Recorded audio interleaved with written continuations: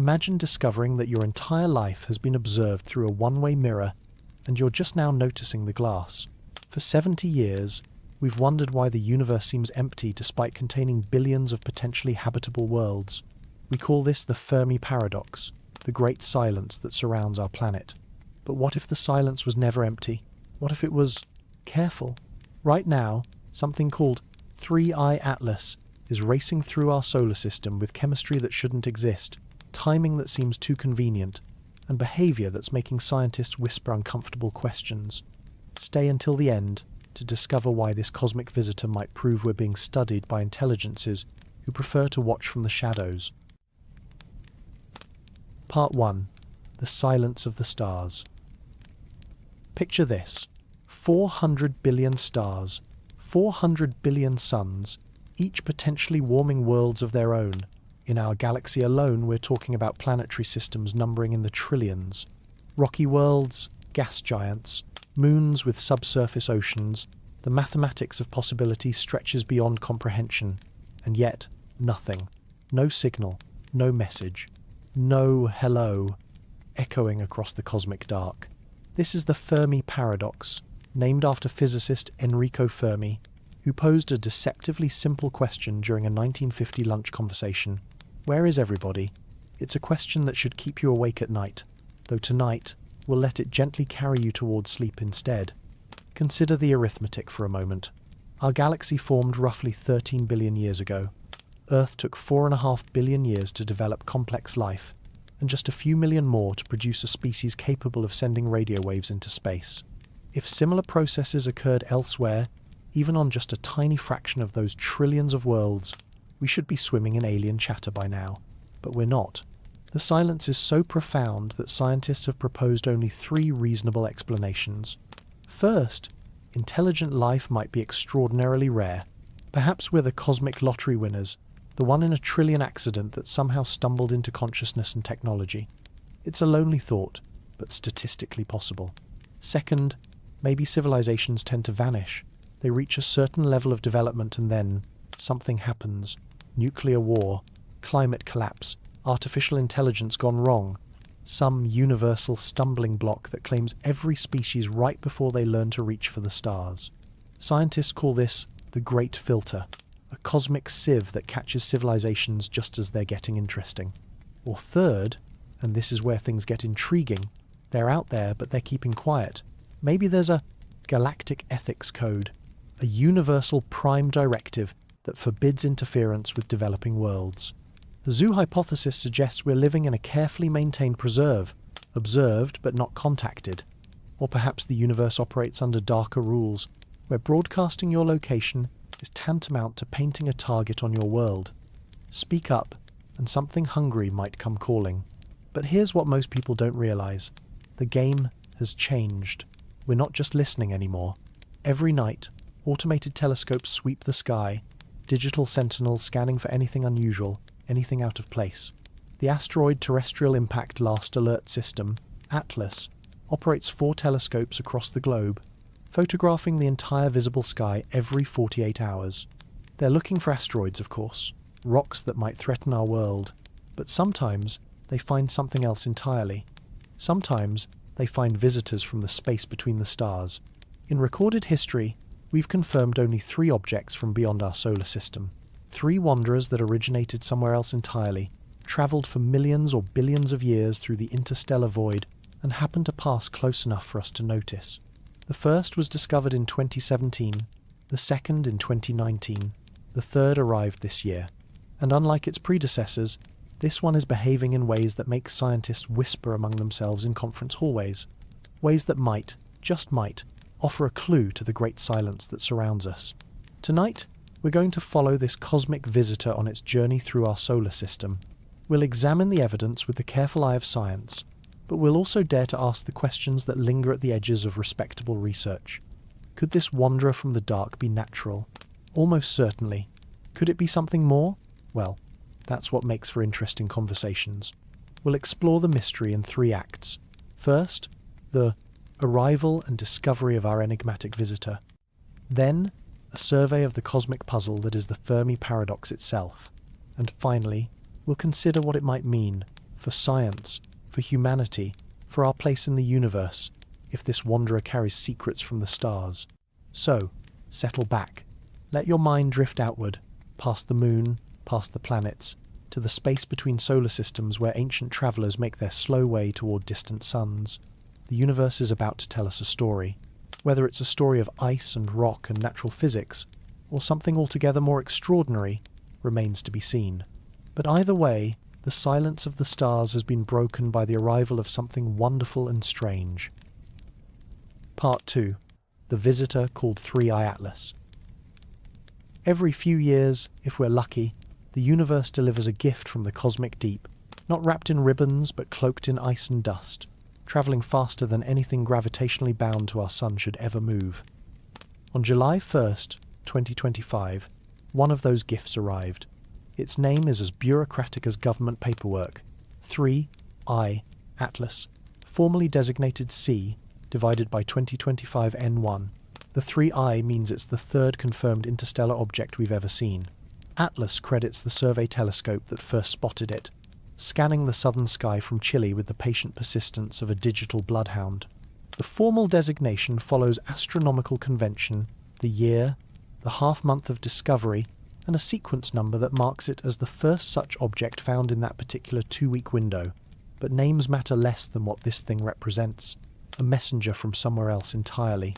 The discovery came during routine observations, the kind of methodical sky patrol that happens every clear night around the world.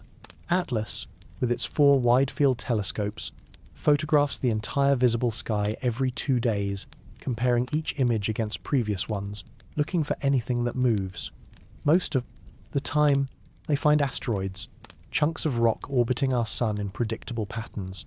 Sometimes they find comets, dirty snowballs following elliptical paths that carry them from the outer reaches of our solar system to the inner warmth, then back again. But on that July night, something different appeared in the data. An object moving too fast, in the wrong direction, on a trajectory that broke all the rules. You see, everything in our solar system is gravitationally bound to the Sunday asteroids, and comets might swing out to incredible distances, but they're still prisoners of our star's gravity well. Their orbits are ellipses, closed curves that bring them back again and again, sometimes over millions of years, but always eventually returning home. This thing was different. Its path through space was hyperbolic, an open curve that would carry it through our solar system exactly once, never to return. It was moving roughly 19 kilometers per second relative to our sun, fast enough to escape our gravitational embrace entirely.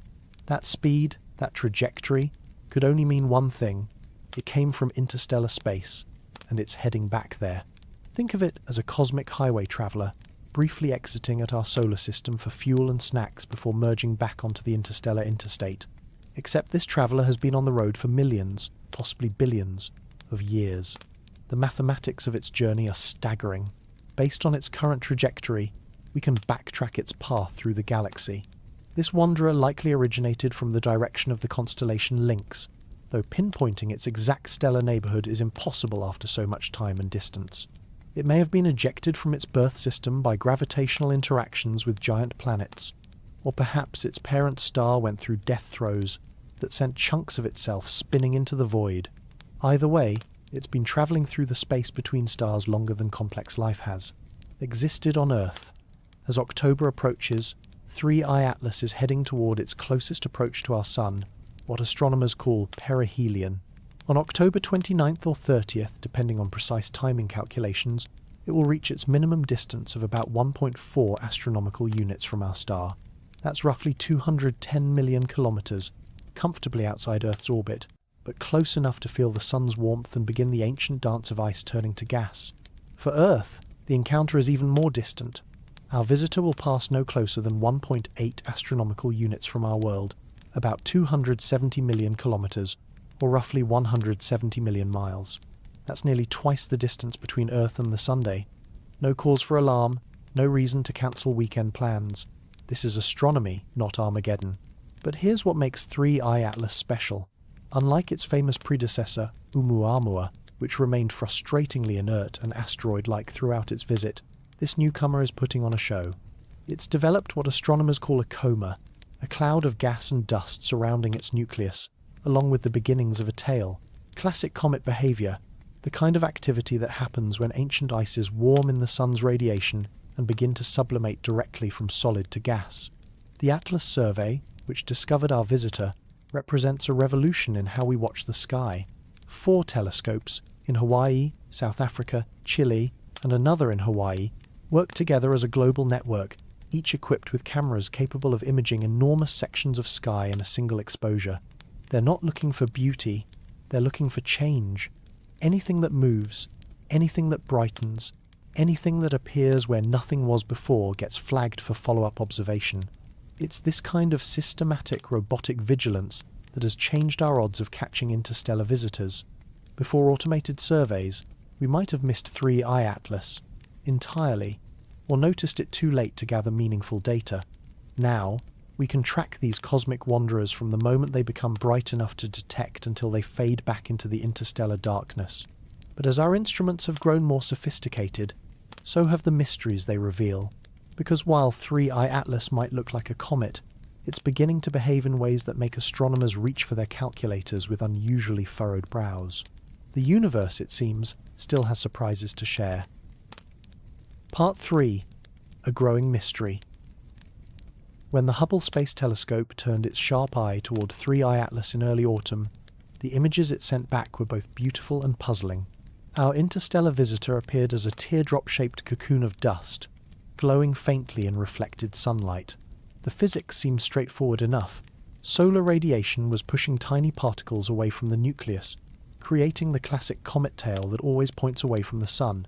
Regardless of the object's direction of travel, it was textbook comet behavior, except the textbook was written for objects born in our own solar system.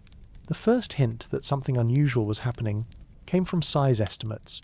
Measuring the actual nucleus of a comet, the dirty snowball at its heart, is notoriously difficult when it's surrounded by a bright, expanding cloud of gas and dust. It's like trying to estimate the size of a light bulb when you're staring directly into its glare.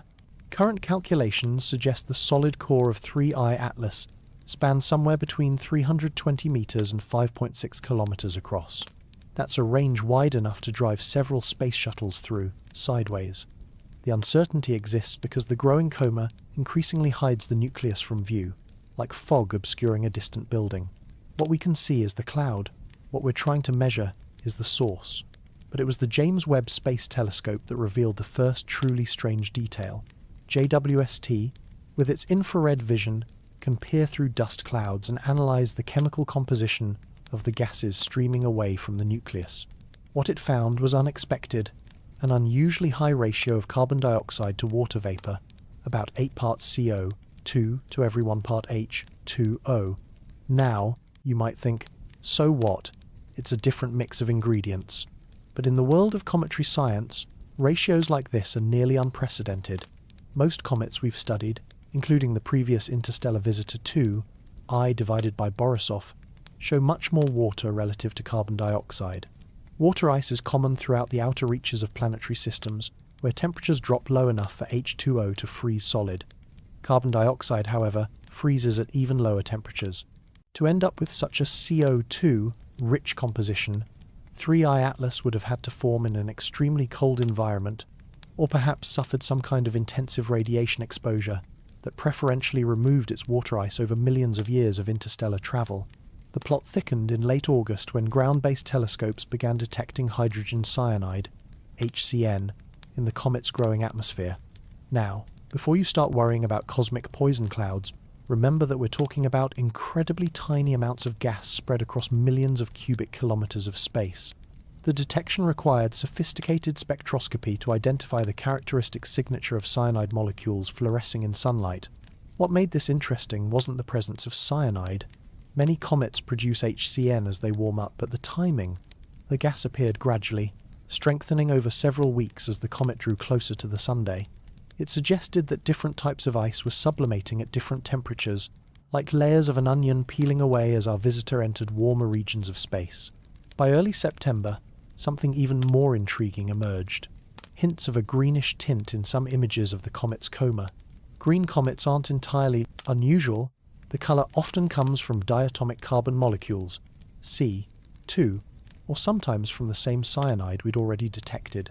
But the specific source of 3I Atlas's green glow remained frustratingly unclear. Definitive spectroscopic confirmation of diatomic carbon would have to wait for more detailed observations. Meanwhile, a team of researchers submitted a preprint, an early research paper, not yet peer-reviewed, describing unusual polarization properties in light, reflecting from the comet's dust cloud. Polarization is a measure of how light waves are oriented, and it can tell us about the size, shape, and composition of dust particles. The preliminary results suggested something odd about the dust grains surrounding 3I Atlas, though exactly what remained unclear. Here's where we need to pump the brakes on speculation. Preprints are the academic equivalent of early drafts, important for sharing rapid results, but not yet vetted by the rigorous process of peer review. They represent hypotheses and preliminary data, not established facts. The polarization results, while intriguing, needed confirmation and careful analysis before drawing firm conclusions. What we definitely weren't seeing were the kinds of signals that would suggest artificial origin. No narrowband radio transmissions, no laser communications, no impossible maneuvers that would require rocket engines. The comet was following a perfectly natural trajectory dictated by gravity and the gentle pressure of solar radiation on its dust cloud. Scientists at NASA and elsewhere were quick to caution against leaping to extraordinary conclusions. Yes, 3I Atlas showed some unusual characteristics. Yes, it was behaving differently from solar system comets we'd studied before, but unusual and artificial are separated by a chasm of evidence that hadn't been bridged. The tendency to see patterns where none exist is a fundamental feature of human cognition. We're pattern-matching creatures, evolved to spot the tiger in the tall grass, even when it might just be shadows and wishful thinking. In astronomy, this instinct serves us well when identifying genuine phenomena, but it can also lead us astray when dealing with limited data and our own desire for cosmic significance. Still, there's something deliciously mysterious about an object that travels between the stars, carrying chemistry unlike anything in our local neighbourhood. Even if 3I Atlas turns out to be entirely natural, which remains the most likely explanation, it represents a sample of materials from somewhere else entirely. A messenger carrying news of conditions in stellar nurseries we'll never visit, around stars we can barely see. But what if, just for the sake of argument, we wanted to imagine something more deliberate behind its journey? What signs would we look for? What evidence would convince us we were dealing with intelligence rather than ice? Part 4. Signs of Intelligence. If you were an alien intelligence planning to study a solar system undetected, how would you do it? The obvious answer, and the one favoured by science fiction, would be to build a massive mothership bristling with sensors and park it in orbit around the target planet. But that approach has a fatal flaw.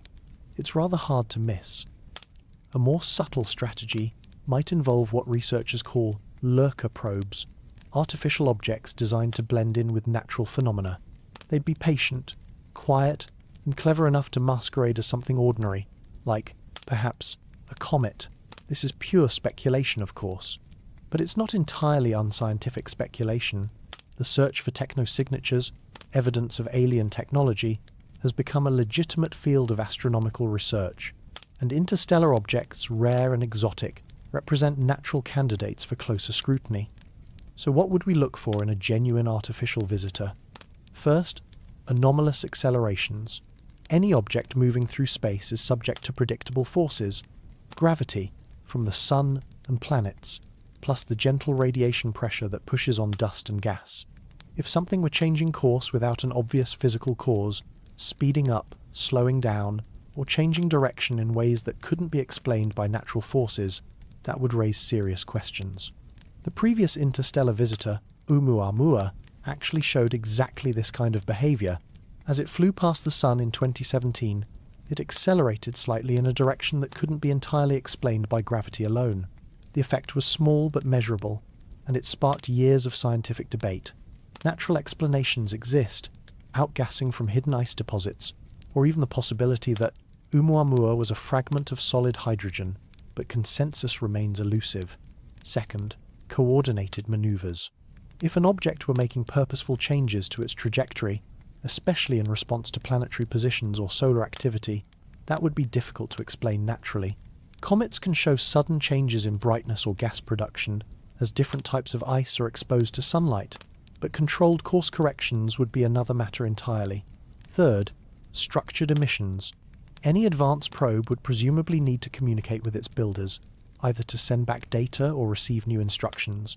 We'd expect to see narrowband radio signals, laser communications, or other forms of artificial transmission. These would stand out against the broadband background of natural cosmic noise, like a violin solo in a thunderstorm. Fourth, thermal anomalies. Powered equipment generates waste heat, even in the cold of space.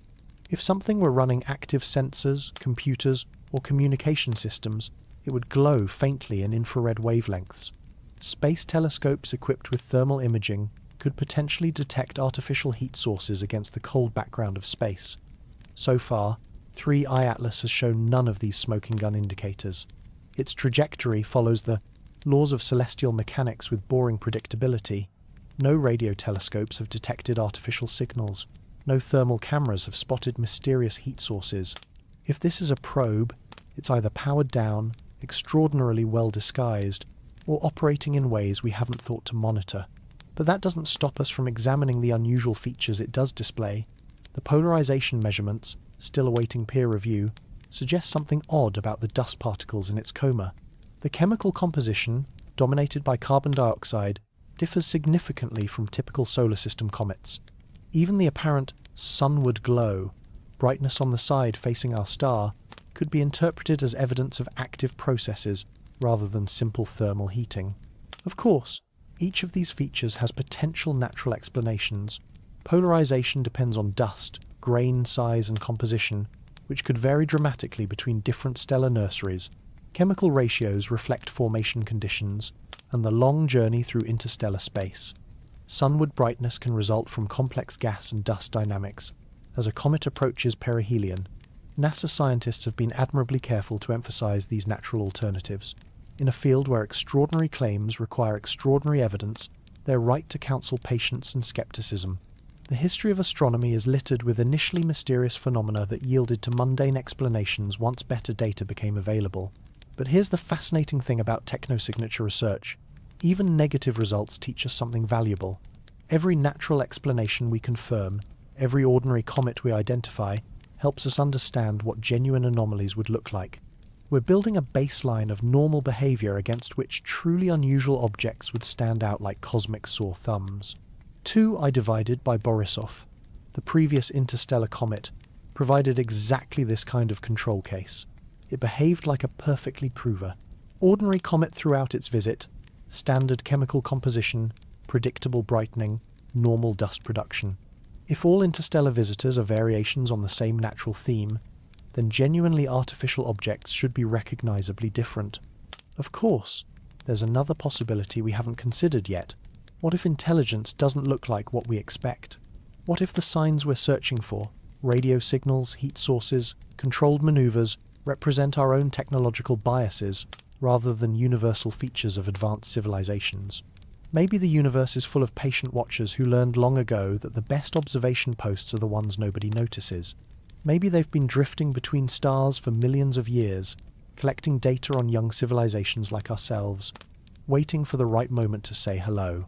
Or maybe, just maybe, they're already saying hello, and we haven't figured out how to listen. Part 5. First suspicion, watching us. Imagine you're walking through an African game preserve, and you notice something odd. The animals seem unusually calm. Predators ignore prey. Territorial disputes are minimal. Everything appears almost managed. You might begin to suspect that this isn't truly wild nature, but rather a carefully maintained environment where some unseen intelligence has established rules to keep the peace. Welcome to the zoo hypothesis, one of the more intriguing attempts to explain why the universe seems so quiet despite its obvious potential for life. The idea, first proposed in 1973 by MIT radio astronomer John Ball, suggests that advanced alien civilizations might operate under a galactic version of the Prime Directive. Just as we try to minimize our impact on wildlife preserves and indigenous cultures, perhaps spacefaring species have agreed to leave, developing civilizations alone. We're not being ignored, we're being protected. Under this scenario, Earth exists in a kind of cosmic nature preserve. We're free to evolve, to develop our own technology, to make our own mistakes, without interference from older, wiser civilizations. They watch from a respectful distance, taking notes, perhaps occasionally placing subtle limits on our expansion but never directly intervening. It's an appealing idea, especially when you consider the alternative possibilities. If the galaxy were truly wild, a free-for-all of competing civilizations, then younger species like ourselves might not survive their first contact with more advanced neighbors. The zoo model suggests a universe governed by ethics and restraint, where power comes with responsibility. But how would such a system work in practice? How do you monitor a civilization without being detected? One possibility involves what researchers call lurker probes, artificial objects placed in strategic locations to observe and report back to their builders. These wouldn't need to be massive constructions bristling with obvious technology. The most effective surveillance satellite would be the one that looked completely natural, something small, patient, and clever enough to masquerade as space debris, asteroids, or, well, comets. Now, before we start fitting 3i Atlas for a tinfoil hat, let's be clear. There's no credible evidence that our interstellar visitor is anything other than a natural object. But the zoo hypothesis does provide an interesting lens through which to examine the broader question of cosmic silence.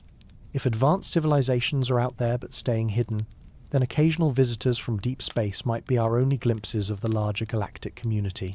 The beauty of using interstellar objects as camouflage is that they're naturally rare and exotic. Before automated sky surveys like Atlas, we might have missed them entirely.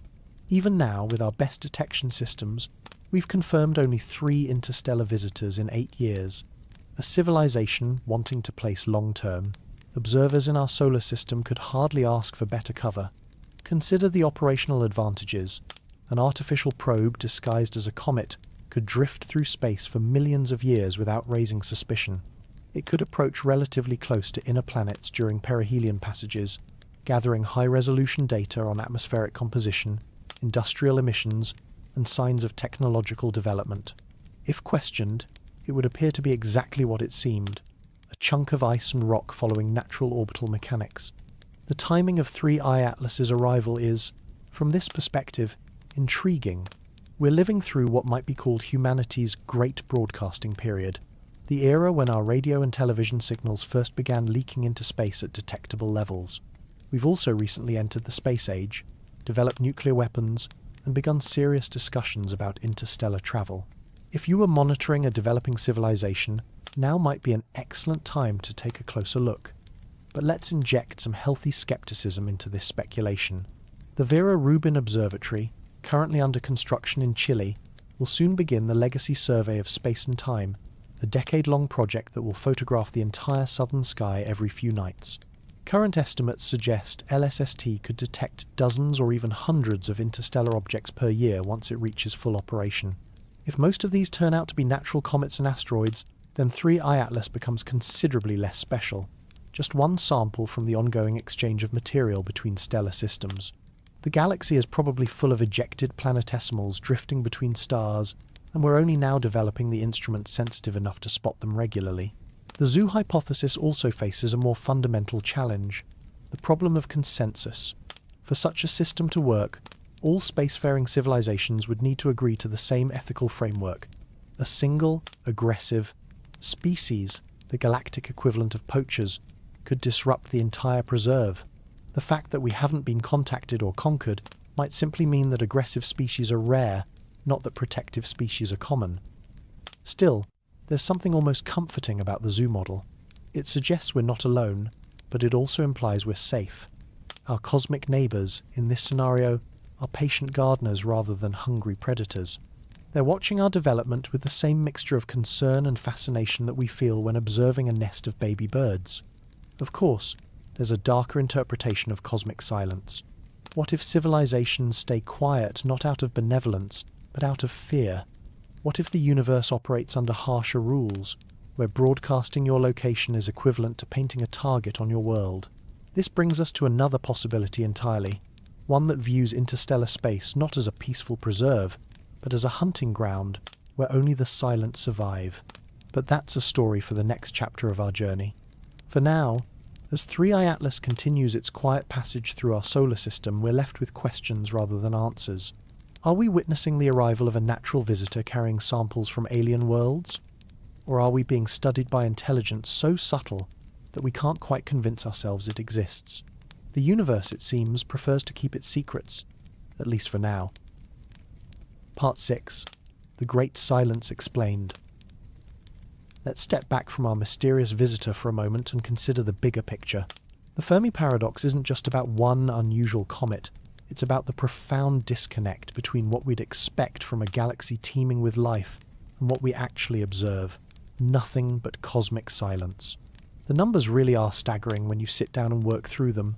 Conservative estimates suggest our galaxy contains at least 100 billion stars. Many of these are similar to our Sun, burning steadily for billions of years. Recent discoveries by the Kepler Space Telescope and other planet-hunting missions suggest that roughly 1 in 5 Sun-like stars hosts an Earth-sized planet in its habitable zone, that sweet spot where liquid water can exist on the surface. Do the math, and you get roughly 10 billion potentially habitable worlds in our galaxy alone. Even if life is extraordinarily rare, arising on just one planet in a million, we should still have 10,000 civilizations in our cosmic neighborhood. But here's the kicker. Our galaxy is over 13 billion years old. Star formation began early in its history, meaning some stellar systems have had a several billion-year head start on us. If intelligent life developed elsewhere, even just 1% earlier than it did on Earth, those civilizations would have had tens of millions of additional years to develop technology, explore space, and leave detectable traces of their existence. With that much time, and that many potential starting points, the galaxy should be thoroughly explored by now. We should see signs of megastructures around distant stars, catch radio leakage from alien broadcasts, or at minimum detect the infrared waste heat from advanced civilizations consuming their star's energy output. Instead, we find silence. This cosmic quiet has spawned dozens of proposed solutions, but most fall into a few broad categories. Let's examine them like a detective reviewing case files, each offering a different answer to the central mystery. The rare Earth hypothesis suggests we're the winners of an incredibly unlikely lottery. Yes, planets are common, but Earth-like planets with stable climates, protective magnetic fields, large moons, and Jupiter-sized outer planets acting as cosmic vacuum cleaners might be extraordinarily rare. Add in the need for plate tectonics, the right atmospheric composition, and a host of other factors, and perhaps we're not just rare, we're unique. This solution has the advantage of requiring no assumptions about alien behavior or galactic politics. It simply proposes that the universe is harder to live in than we assumed, but it also implies a rather lonely cosmos, where consciousness might arise only once per galaxy, if at all. The Great Filter represents a more troubling possibility. Maybe intelligence isn't rare, but longevity, island. Perhaps there's some universal stumbling block that claims civilizations shortly after they reach technological adolescence. Nuclear weapons, climate change, artificial intelligence, or biotechnology gone wrong, some challenge that's simply too difficult for young civilizations to navigate. The terrifying version of this idea is that the filter lies ahead of us rather than behind us. Maybe developing spaceflight capabilities invariably leads to self-destruction. Maybe every civilization that reaches our current level of technological development has only decades or centuries left before something goes catastrophically wrong. But there are more optimistic interpretations of cosmic silence. Perhaps advanced civilizations simply have better things to do than broadcast their presence to the universe. Once you've solved the basic problems of energy, resources, and mortality, you might turn inward, exploring virtual realities, enhancing consciousness, or pursuing forms of art and philosophy that make interstellar communication seem primitive and pointless. This leads us to what we might call the transcendence hypothesis, the idea that sufficiently advanced civilizations graduate to forms of existence we wouldn't recognize as technological. They become something like cosmic hermits, so focused on internal development that they have little interest in galactic politics or exploration. Alternatively, maybe they're out there but staying deliberately quiet. The zoo hypothesis suggests benevolent supervision, older civilizations maintaining a hands-off policy toward younger species like ourselves. It's comforting to imagine wise, patient gardeners tending to the galaxy's development, but it requires remarkable restraint and consensus among species that might have very different values and motivations. The dark forest hypothesis offers a grimmer take on deliberate silence. Proposed by Chinese science fiction author Liu Cixin, it suggests that the universe operates under the logic of a dark forest, where revealing your location brings swift destruction from competitors. Every civilization faces a terrible choice: remain hidden and survive, or broadcast your presence and risk annihilation by someone more powerful. Under this model, the galaxy could be full of civilizations, all hiding in fearful silence, afraid to make the first move that might expose them to cosmic predators. It's a paranoid universe, where first contact means first strike capability. Then there are the technical solutions, possibilities that focus on how we're searching rather than what we might find. Maybe alien communications use technologies we haven't invented yet, quantum entanglement, gravitational waves, or forms of physics we don't yet understand. We're like someone trying to detect cell phone conversations using a telegraph key, looking for the right thing in the wrong way. Or perhaps the signals are there, but they're brief, directional, or encoded in ways that make them nearly impossible to distinguish from natural phenomena. A truly advanced civilization might use communication methods so efficient that their signals would be invisible to anyone lacking the proper decoding algorithms. This is where our interstellar visitors become particularly interesting. Even if they're entirely natural, comets like 3I Atlas represent a form of cosmic communication, not intentional messages, but samples of chemistry and physics from other stellar systems. They're letters in bottles, carrying information about conditions around distant stars and the processes that shape planetary formation. By studying the compositions, sizes, and behaviors of interstellar objects, we're essentially conducting a form of archaeology, examining the debris left behind by solar system formation processes throughout our galactic neighborhood. Each visitor tells us something about the materials available for planet formation, the dynamics of stellar evolution, and the kinds of environments where life might or might not take hold. In this sense, 3I Atlas doesn't need to be artificial to be significant. Whether it's a natural comet or something more exotic, it represents our most direct sampling of conditions beyond our solar system. It's a messenger from the cosmic deep, carrying news of worlds we may never visit. But as we'll see next, this visitor isn't our first interstellar guest, and the stories told by its predecessors are equally fascinating, if in very different ways. Part 8. Historical Echoes of Visitors. To understand what makes 3I Atlas special, we need to meet its predecessors, the only other confirmed visitors from beyond our solar system. Each tells a different story about the space between the stars, and together they're beginning to sketch the first crude portrait of our galactic neighborhood. The first interstellar object ever confirmed, one I, Oumuamua, arrived like a cosmic mystery novel. Discovered on October 19, 2017, by the Pan-STARRS telescope in Hawaii, it initially appeared to be an asteroid, a bare rock tumbling through space without the gas and dust coma typical of comets. But Oumuamua was strange from the start.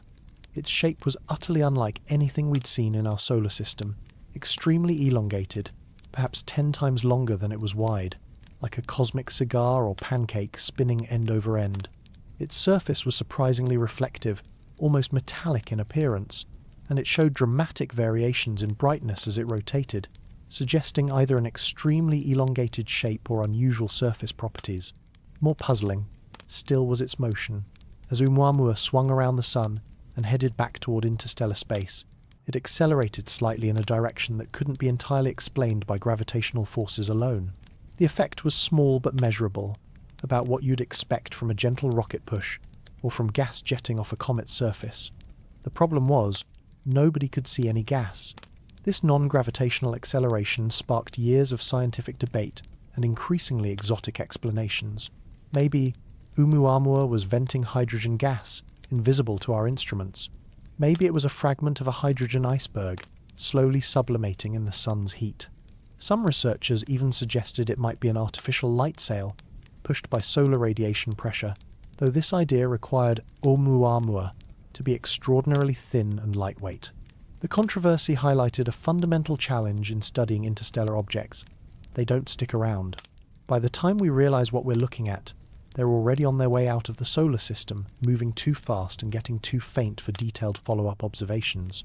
Oumuamua became invisible to ground-based telescopes within months of its discovery, leaving behind more questions than answers. The second confirmed interstellar visitor couldn't have been more different. 2. I divided by Borisov, discovered on August 30th, 2019, by amateur astronomer Gennady Borisov, using a homemade telescope in Crimea, behaved exactly like what astronomers expected an interstellar comet to be. From the moment of its discovery, Borisov displayed a classic coma and tail. As it approached the Sun, it brightened predictably, developed an increasingly prominent dust trail, and showed all the chemical signatures of a typical comet: water vapor, carbon monoxide, and dust particles creating a glowing envelope around its nucleus. Spectroscopic analysis revealed a refreshingly familiar composition. The ratio of water to carbon monoxide in Borisov's coma matched values seen in many solar system comets. Its dust properties, grain sizes, and gas production rates all fell within the range of normal cometary behavior. Even its nucleus size, estimated between 100 meters and a few kilometers across, was perfectly ordinary. In scientific terms, Borisov was almost boring, and that was wonderful. You see, Borisov provided something invaluable: a control case. It showed us what a normal interstellar comet looks like, establishing a baseline against which future visitors could be compared. If all interstellar objects were as mysterious as oumuamua, we might start to suspect that the space between stars operated under different physical laws. Borisov proved that at least some interstellar wanderers are exactly what they appear to be: chunks of ice and rock following predictable physics. The comet's origin story was equally straightforward. Backtracking its trajectory through space, astronomers determined that Borisov likely came from the direction of the constellation Cassiopeia, possibly ejected from its birth system by gravitational interactions with giant planets. It had been travelling through interstellar space for millions of years before entering our solar system, carrying with it samples of materials from its distant homeland. During its closest approach to the Sun in December 2019, multiple space telescopes trained their instruments on this cosmic visitor. Hubble captured detailed images of its nucleus and coma structure. Ground-based observatories measured its chemical composition and dust properties. The European Southern Observatory's Very Large Telescope tracked changes in its brightness and activity levels. The data confirmed what initial observations suggested. 2, I divided by Borisov, was remarkably similar to comets born in our own solar system, despite travelling from an entirely different stellar neighbourhood. This similarity suggested that the basic processes of planet formation, the condensation of ice and dust in cold outer regions of stellar systems, might be remarkably universal. But the discovery also raised intriguing questions about galactic chemistry. If comets from different star systems show similar compositions, what does that tell us about the materials available for planet formation throughout our region of the galaxy? Are the building blocks of life, water, carbon compounds, organic molecules, distributed fairly uniformly among stellar systems? Or was Borisov's apparent familiarity misleading, masking subtle differences that could reveal important details about its origin? These questions became more pressing with the arrival of our third confirmed visitor. 3I Atlas, as we've seen, displays comet-like activity similar to Borisov, but with chemical composition that's distinctly different from either typical solar system comets or its immediate predecessor. The pattern emerging from our small sample of interstellar visitors is intriguing. One mysterious and inactive, one oumuamua, one familiar and well-behaved, 2 I divided by Borisov, and now one that's active but chemically unusual. 3I Atlas. It's like meeting three strangers from the same distant city and finding that each has a completely different personality. The rarity of these encounters makes each one precious. In the 8 years since Oumuamua's discovery, we've confirmed only 3 interstellar objects, despite increasingly sophisticated sky surveys. The Vera Rubin Observatory, when it begins operations, is expected to find dozens per year, transforming interstellar visitors from rare curiosities into a regular part of astronomical research. But for now, we're still in the early days of interstellar archaeology. Each visitor provides a unique sample of conditions elsewhere in the galaxy, a snapshot of chemistry and physics from stellar systems we may never be able to visit directly. They're like core samples from the cosmic deep, carrying information about planet formation, stellar evolution, and the distribution of materials throughout our galactic neighbourhood. The controversy surrounding Oumuamua also taught us important lessons about the scientific process. Initial mystery doesn't necessarily imply exotic explanations. Better data and more sophisticated models often resolve apparent anomalies without requiring revolutionary new physics or, for that matter, alien artifacts. As we've refined our understanding of how objects behave in the outer solar system, we've developed better tools for distinguishing between genuinely unusual phenomena and the normal complexity of celestial mechanics. Non-gravitational accelerations, for instance, can result from several natural processes: asymmetric outgassing, changes in shape due to sublimation, or even the gradual loss of surface material under solar heating. This improved understanding makes the features of 3I Atlas more interesting, not less. Its unusual chemical composition can't be easily dismissed as an observational artifact or modelling error. The high ratio of carbon dioxide to water vapour represents a genuine difference from both solar system comets and 2I divided by Borisov. Whether this difference reflects formation conditions in its birth system, modifications during its long journey through interstellar space, or something else entirely remains an open question. But it's exactly this kind of question that makes interstellar visitors so valuable for astronomy. They provide natural experiments in comparative planetology, allowing us to study the results of planet formation processes under different conditions and in different environments. And occasionally, they force us to confront more speculative possibilities. If intelligence were watching our solar system, how would it do so without being detected? Part 9. Evidence of the Watcher. Let's examine the evidence surrounding 3I Atlas with the methodical care of investigators processing a crime scene. Not because we suspect criminal activity, but because extraordinary claims require extraordinary scrutiny, and some of the claims swirling around our interstellar visitor have been quite extraordinary indeed. First, the polarization measurements. A team of researchers published preliminary results suggesting that light reflected from 3I Atlas's dust cloud shows unusual polarization properties. Polarization is essentially a measure of how light waves are oriented, whether they vibrate in random directions or show preferential alignment. For most comets, polarization measurements help us understand the size, shape, and composition of dust particles in the coma. The preliminary data suggested negative polarization at certain viewing angles, which is uncommon but not unprecedented in solar system objects. What made it interesting was how different the pattern appeared compared to typical comets. However, and this is crucial, these results were published as a preprint, meaning they haven't yet undergone the rigorous peer review process that validates scientific findings. Preprints serve an important function in astronomy, allowing rapid sharing of time-sensitive observations. But they're also preliminary by definition, subject to revision, correction, or even retraction as more data becomes available. The polarization measurements of 3I Atlas remain intriguing but unconfirmed.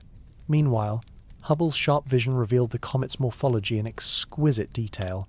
The images showed a classic teardrop-shaped dust envelope, with material being swept away from the nucleus by solar radiation pressure. The symmetry and behavior of this dust cloud followed exactly the patterns predicted by standard comet physics. Solar heating vaporizes ice, gas drags dust particles along, and radiation pressure pushes the debris into a tail pointing away from the sunday. Nothing about the structure suggested artificial origin or controlled processes. It looked, quite simply, like a comet doing comet things. The James Webb Space Telescope provided, perhaps, the most significant findings. JWST's infrared spectroscopy revealed that unusual chemical composition we discussed earlier, a carbon dioxide to water vapor ratio of roughly 8:1, among the highest ever measured in any comet. Additional gases detected included carbon monoxide, carbonyl sulfide, and various organic compounds, painting a picture of an object rich in carbon-bearing molecules. This chemistry tells a story about formation conditions. Water ice condenses at higher temperatures than carbon dioxide ice, so a CO2 rich composition suggests formation in an extremely cold environment, or perhaps selective loss of water during the long journey through interstellar space. Neither scenario requires intelligence, just unusual physics or chemistry. Ground-based telescopes added their own pieces to the puzzle. Detection of hydrogen cyanide began in late August, with production rates increasing as the comet approached the sunday. The timing made perfect sense.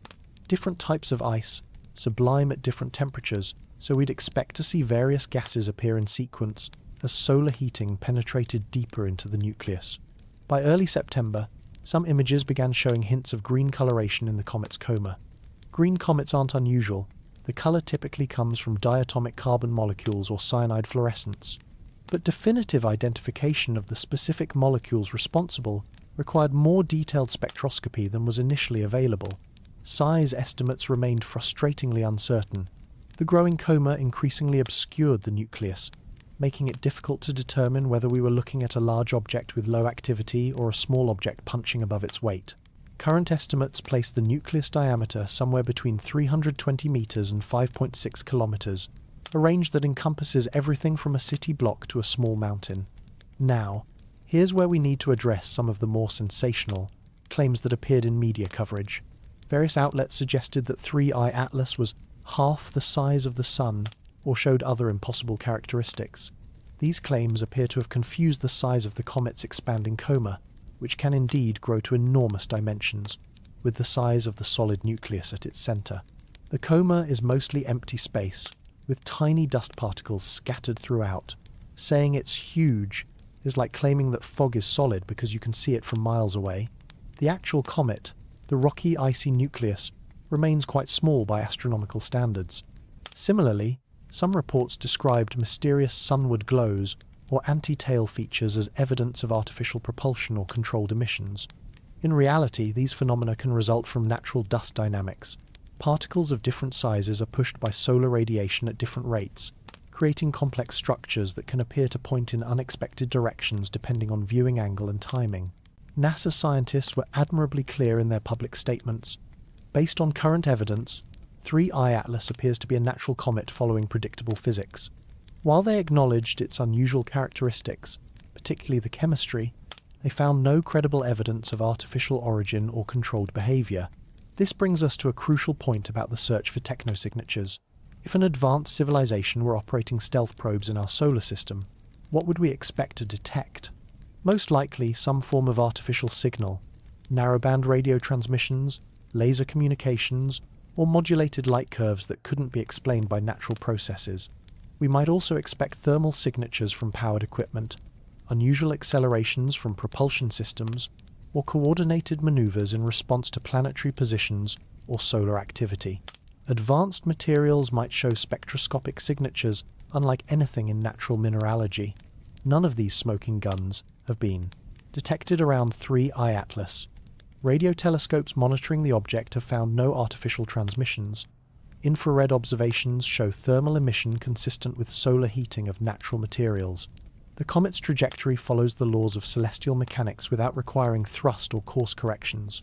If this is a probe, it's either completely powered down, operating in ways we haven't thought to monitor, or using technology so advanced that it's indistinguishable from natural phenomena. Any of these possibilities would make detection extraordinarily difficult with current instruments, but perhaps we're asking the wrong question. Instead of looking for obvious signs of intelligence, maybe we should consider more subtle possibilities. What if advanced civilizations have learned that the best surveillance is the kind that looks entirely natural? What if patience, rather than technology, is the mark of true cosmic sophistication? Why remain silent? If intelligence exists elsewhere in the galaxy, and the math suggests it almost certainly does, then why haven't we heard from anyone? The question assumes that advanced civilizations would want to communicate, but perhaps that assumption reveals more about human nature than cosmic reality. Consider what we know about intelligence here on Earth. The most successful species aren't necessarily the loudest ones. Humans dominated the planet not through roaring and chest beating, but through cooperation, planning, and the patient accumulation of knowledge. Maybe cosmic intelligence follows similar patterns, favoring subtlety over spectacle.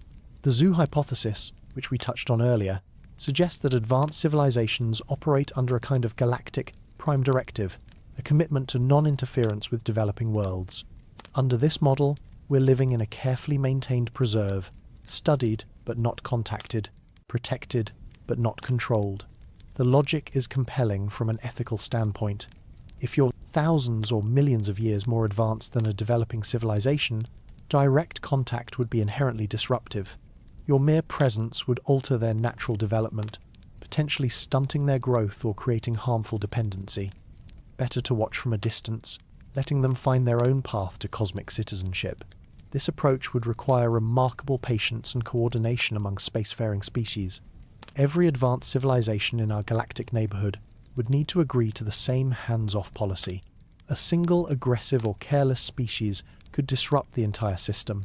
But perhaps that's exactly what we'd expect from truly mature civilizations, the wisdom to recognize that diversity of development is more valuable than rapid expansion. The zoo hypothesis also explains why contact might be delayed rather than permanently avoided. Young civilizations need time to develop their own values, technologies, and approaches to cosmic citizenship. Once they reach sufficient maturity, perhaps marked by achieving interstellar travel, solving energy and resource challenges, or demonstrating stable governance, the quarantine might be lifted. From this perspective, our current historical moment becomes particularly interesting. We're living through humanity's transition from a single-planet species to a spacefaring civilization. We've developed nuclear weapons, begun exploring our solar system, and started broadcasting our presence through radio and television signals. If cosmic neighbors were waiting for signs of technological adolescence, this would be exactly the era when they'd pay closer attention. But there's a darker interpretation of cosmic silence. Liu Cixin's dark forest hypothesis suggests that the universe operates under harsher rules, where revealing your location is tantamount to signing your own death warrant.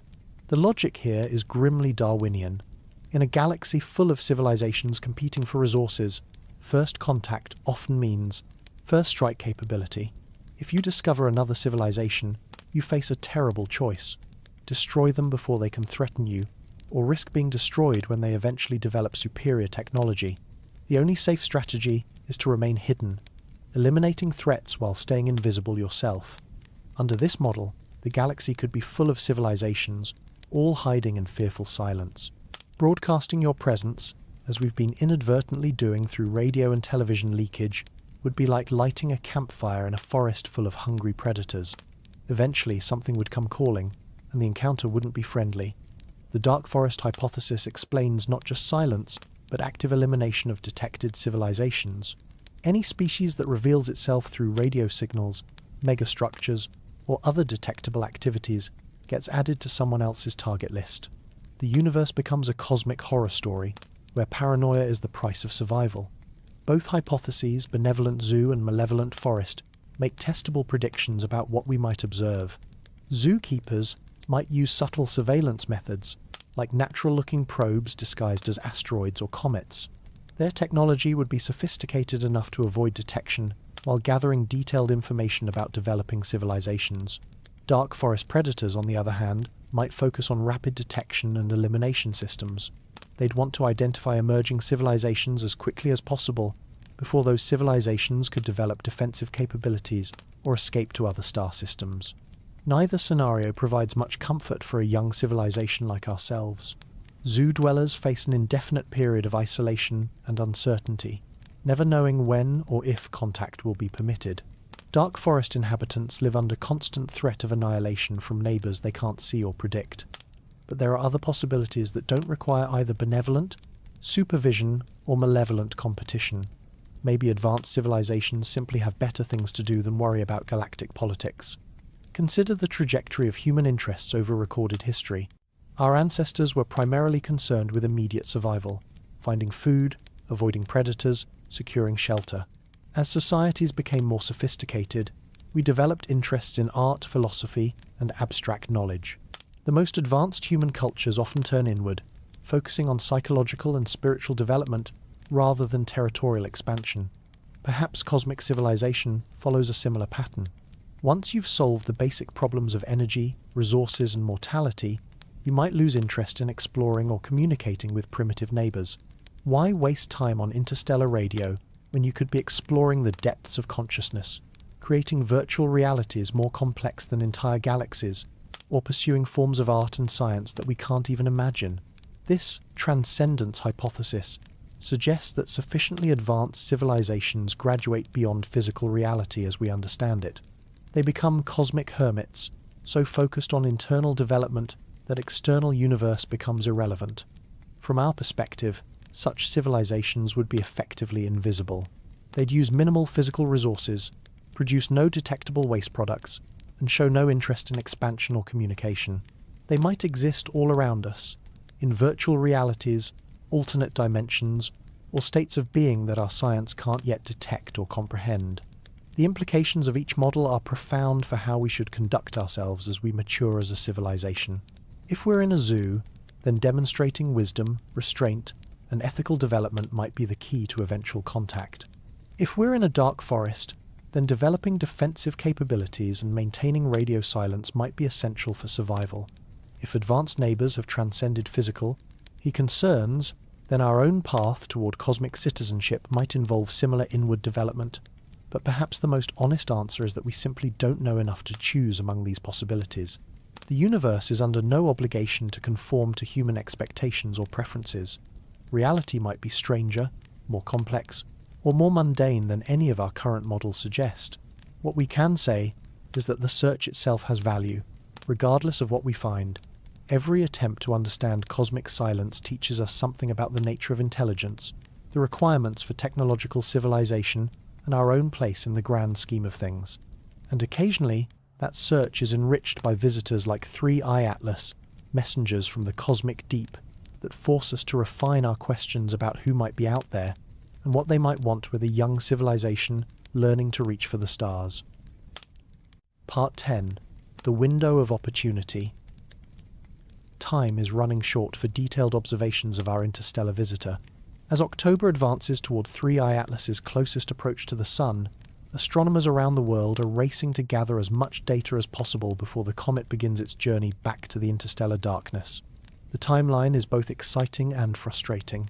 Perihelion, the point of closest approach to our star, will occur around October 29th or 30th, depending on precise orbital calculations that are still being refined. At that moment, 3i Atlas will be approximately 1.4 astronomical units from the Sun, or about 210 million kilometers away.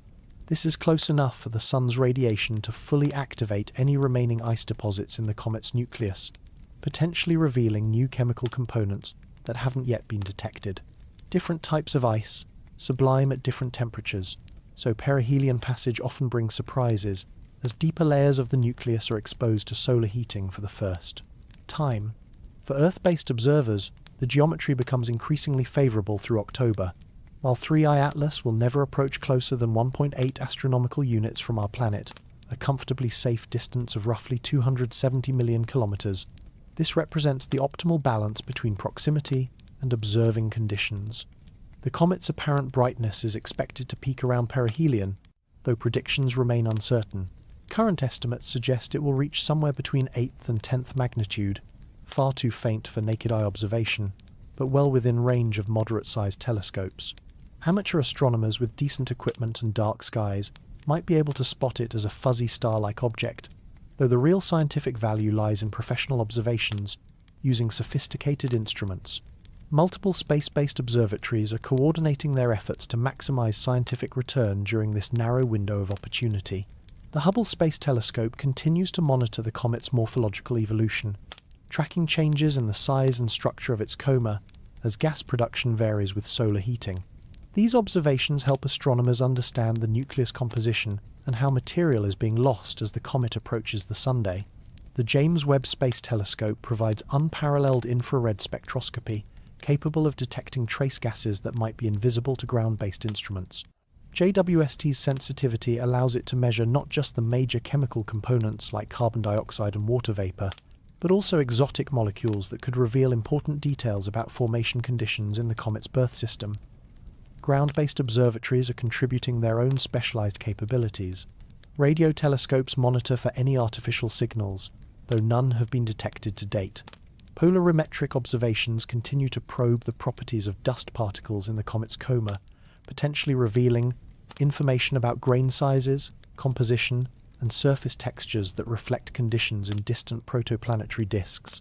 Several research teams are preparing rapid response observation campaigns for any sudden changes in the comet's behavior.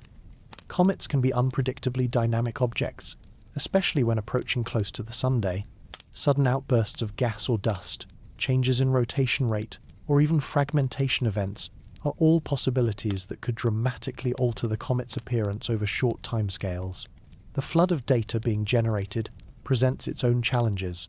Multiple research groups are publishing preliminary results as preprints, sharing their findings with the broader scientific community before formal peer review. This approach allows for rapid dissemination of time-sensitive observations, but it also means that early results should be interpreted cautiously until they've undergone rigorous scientific scrutiny. The peer review process, while essential for validating scientific findings, typically takes months to complete. By the time formal papers are published, 3I Atlas will likely have faded beyond the detection limits of most telescopes. This creates tension between the need for rapid sharing of results and the requirement for careful verification of claims. Looking toward the future, observations of 3I Atlas are providing valuable experience for studying the much larger population of interstellar objects that will be discovered by next-generation surveys.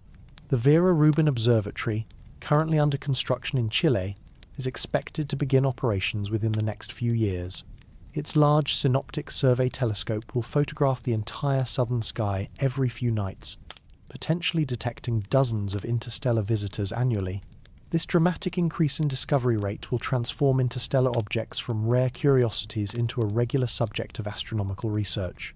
We'll be able to study them statistically, looking for patterns in their compositions, sizes, and behaviors that could reveal important information about planet formation processes throughout the galaxy. The Nancy Grace Roman Space Telescope, scheduled for launch later this decade, will add infrared capabilities that complement ground-based surveys. Its wide-field observations will be particularly valuable for detecting faint interstellar objects and tracking their evolution over time. But these future capabilities make current observations of 3I Atlas all the more precious. We're still in the era when each interstellar visitor represents a significant scientific event, deserving of intensive study with our best available instruments. The detailed characterization we're conducting now will provide baseline data for understanding the broader population of objects we expect to discover in coming years. There's also the possibility, remote but tantalizing, that 3I Atlas might reveal something genuinely unexpected during its perihelion passage. Comets have surprised astronomers before with sudden outbursts, unusual spectroscopic features, or behavioral changes that challenge our understanding of how these objects work. If 3I Atlas were to show signs of artificial origin or controlled behavior, perihelion would be the most likely time for such evidence to emerge. The increased solar heating and enhanced observational opportunities create optimal conditions for detecting any anomalies that might distinguish an artificial object from a natural one. Of course, the most probable outcome remains that 3I Atlas will continue to behave like an unusual but entirely natural comet. Its high carbon dioxide content and distinctive chemistry will provide valuable insights into conditions around distant stars, but won't require revolutionary new explanations or invoke the possibility of alien intelligence. Either way, we're witnessing a rare and precious event, the passage of a messenger from the cosmic deep through our local solar system. Whether that messenger carries only chemical information about its distant birthplace or something more extraordinary remains to be determined, but the window of opportunity is closing. Within months, 3I Atlas will begin its long journey back to interstellar space, carrying its secrets toward encounters with other stellar systems we can only imagine. Time will tell whether we've made the most of this cosmic appointment. Part 11. If it's alive. Let's indulge in a thought experiment that pushes the boundaries of conventional thinking. What if, instead of being merely a chunk of ice and rock, 3I Atlas represents something more exotic, a form of life adapted to the extreme conditions of interstellar space? Before you dismiss this as pure science fiction, consider that life on Earth has surprised us repeatedly with its tenacity and adaptability. We've found organisms thriving in boiling hot springs, inside solid rock kilometers below the surface, in the most acidic and alkaline environments imaginable, and even in the vacuum of space itself. Tardigrades, microscopic water bears, can survive direct exposure to cosmic radiation and the harsh environment beyond our atmosphere. If life can adapt to such extremes on a single planet, who's to say it couldn't evolve to survive in the cold, sparse conditions of interstellar space? Imagine a form of chemistry that operates at temperatures just a few degrees above absolute zero, using the sparse hydrogen and cosmic dust of interstellar medium as its basic building blocks.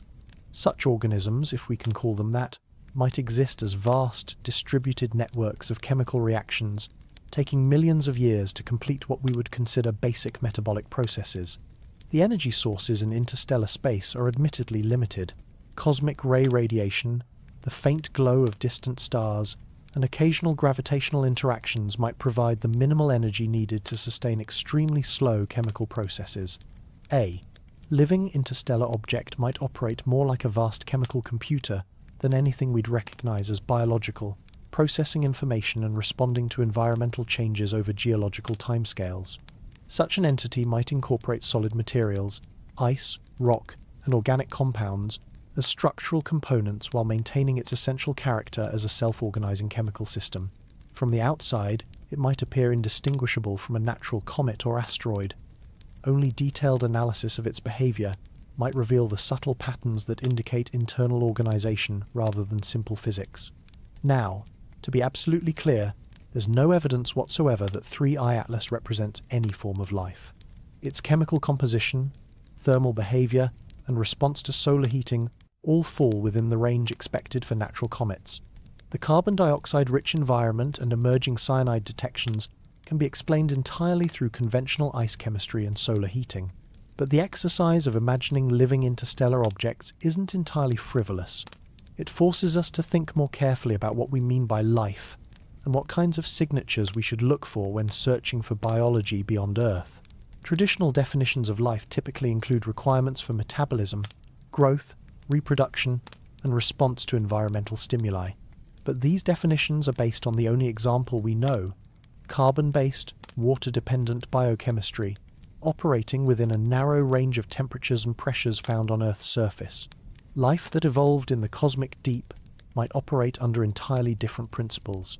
Instead of discrete organisms, we might be dealing with distributed systems that exist as patterns in chemistry and physics, rather than as distinct physical entities. Instead of rapid growth and reproduction, we might see gradual organizational changes that unfold over millions of years. Such life might respond to environmental falls, changes, like approaching a star system, in ways that could appear to be intelligent behavior, even if no consciousness or intentionality were involved. Complex chemical systems can exhibit emergent properties that look like purpose or planning, while operating entirely through natural selection and self-organization. This brings us to a crucial point about the search for extraterrestrial life. We're naturally biased toward looking for biology that resembles our own, operating on timescales and energy levels familiar from terrestrial experience. But the universe is under no obligation to conform to our expectations or limitations. If 3I Atlas was somehow alive, which, again, remains pure speculation, it might represent a form of biology so different from earthly life that we wouldn't recognize it as such, even if we were staring directly at the evidence. Its metabolic processes might operate too slowly for us to detect. Its reproductive strategies might involve mechanisms we haven't thought to monitor. Its responses to environmental stimuli might be too subtle or too alien for our instruments to interpret correctly. The chemistry we're observing, high carbon dioxide content, emerging cyanide, complex organic compounds, could theoretically support exotic biochemical processes under the right conditions. Carbon dioxide can participate in a wide variety of chemical reactions, especially in the presence of other carbon-bearing molecules and appropriate catalysts. Cyanide, despite its toxic reputation on Earth, is actually a common component in the chemistry of star formation and might play important roles in non-terrestrial biochemical systems. Even the comet's physical structure, a nucleus surrounded by an expanding cloud of gas and dust, bears some resemblance to cellular organization, albeit on an enormous scale. The nucleus could function as a kind of core processing unit, while the coma serves as an extended metabolic system where chemical reactions take place, in the tenuous but vast atmosphere surrounding the central body. Of course, these analogies can be pushed too far. The apparent similarities between cometary structure and cellular organization are almost certainly coincidental, the result of similar physical processes, centralized mass with dispersed atmosphere, rather than evolutionary relationships. But the exercise reminds us that life might take forms we haven't imagined, operating in environments we consider impossibly hostile using chemistry we don't fully understand. The discovery of extremophiles on Earth, organisms thriving in conditions that would instantly kill most life forms, has repeatedly expanded our understanding of biology's possibilities. Perhaps more importantly, considering the possibility of exotic life forms helps us recognize our own assumptions and biases when interpreting astronomical observations. The line between complex chemistry and simple biology isn't always clear, especially when dealing with systems operating on scales and timescales far removed from terrestrial experience. If we were to detect genuinely living interstellar objects, the implications would be staggering. It would suggest that life isn't confined to planetary surfaces, but might exist throughout the galaxy as a distributed cosmic-scale phenomenon. The space between stars, rather than being empty and lifeless, might teem with exotic biology adapted to conditions we're only beginning to understand. Such a discovery would revolutionize our understanding of life's possibilities and dramatically increase the odds that intelligence might evolve in environments we'd never considered habitable. It would also provide new insight into the Fermi Paradox. Perhaps advanced civilizations aren't hiding on planets, but have learned to exist as distributed entities operating on galactic scales. But we're getting ahead of ourselves. The evidence from 3I Atlas, while fascinating, points toward natural but unusual chemistry, rather than biology of any kind. The comet's behavior can be explained through conventional physics without invoking exotic life forms or artificial intelligence. Which brings us to our next thought experiment. What if 3I Atlas isn't alive but isn't entirely natural either? Part 12. If it's a probe. The concept of interstellar probes disguised as natural objects has a long and respectable history in both scientific speculation and science fiction. The idea is elegantly simple. If you want to study a developing civilization without being detected, you design your surveillance equipment to look like something completely ordinary. A comet makes perfect camouflage. It's expected to be inactive during most of its journey through space, becoming active only when heated by solar radiation. It follows predictable orbital mechanics. Its composition and behavior can be explained through well-understood physical processes. Most importantly, it's rare enough that detailed study of every interstellar visitor would be justified on purely scientific grounds, providing excellent cover for more thorough observation. So let's imagine, purely as a thought experiment, that 3I Atlas is exactly this kind of stealth probe. What would we expect to see, and how would it differ from a natural comet? First, consider the operational requirements. A probe designed to study our solar system would need sensors capable of analyzing planetary atmospheres, detecting industrial emissions, and measuring electromagnetic radiation from technological civilizations. It would need data storage systems to record observations over potentially decades or centuries. It would need communication systems to transmit findings back to its builders, though these transmissions might be delayed until the probe reached a safe distance from the target system. All of this equipment would require power. Solar panels could provide energy when close to a star, but would be useless during the long journey through interstellar space. Nuclear power sources might be necessary, but would generate detectable heat signatures. The most sophisticated approach might involve some form of highly efficient energy storage or conversion system that we haven't yet developed. The probe would also need to maintain its disguise throughout its mission. This means behaving exactly like a natural comet when observed with contemporary instruments, while secretly conducting much more detailed observations than any comet should be capable of making. Now, what signs might betray such a sophisticated deception? The most obvious signature would be artificial transmissions. Any probe would presumably need to communicate with its builders, either to receive new instructions or to transmit collected data. These signals might be highly directional, transmitted only when the probe is oriented correctly relative to its home system, or they might use communication technologies we don't yet understand. We might also expect to see subtle deviations from purely natural behavior. Natural comets respond to solar heating in predictable ways, but a probe might need to adjust its position or orientation to optimize its sensor coverage. These maneuvers would need to be gentle enough to appear natural, perhaps disguised as normal outgassing or rotation changes. Thermal signatures could also reveal artificial systems. Electronic equipment generates waste heat, even when operating at high efficiency.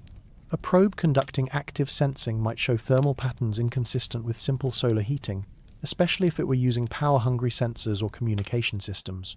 More subtly, we might detect signs of artificial materials or unusual structural organization. Natural comets are essentially rubble piles, loose aggregations of ice, rock, and dust, held together by weak gravity. A probe would need more sophisticated internal structure to house and protect sensitive equipment, which might be detectable through EDGE, detailed gravitational analysis or seismic studies, if the object were to be visited by a spacecraft. So how does 3I Atlas measure against these criteria? Radio telescopes have monitored the comet for artificial transmissions and found none. The Very Large Array, Arecibo successor facilities, and other sensitive instruments have detected no narrowband signals, no modulated transmissions, no signs of artificial communication. If the object is transmitting, it's either using technologies we don't monitor or directing its signals away from Earth. Thermal observations show emissions consistent with solar heating of natural materials. The temperature distribution across the comet's nucleus and coma matches what we'd expect from ice sublimation and dust heating, without obvious signs of internal power sources or active equipment. The object's trajectory follows the laws of celestial mechanics with boring predictability. No course corrections, no attitude adjustments, no maneuvers that would suggest active control systems. It's moving exactly as we'd expect for a natural object under the influence of gravity and radiation pressure. Even the unusual chemical composition, high carbon dioxide, emerging cyanide, complex organics, can be explained through natural processes without invoking artificial systems. Different stellar environments produce different chemical compositions, and the long journey through interstellar space could modify a comet's original chemistry through cosmic ray bombardment and selective sublimation. But here's where the probe hypothesis becomes really interesting. A truly sophisticated stealth system might be designed to pass exactly these kinds of tests.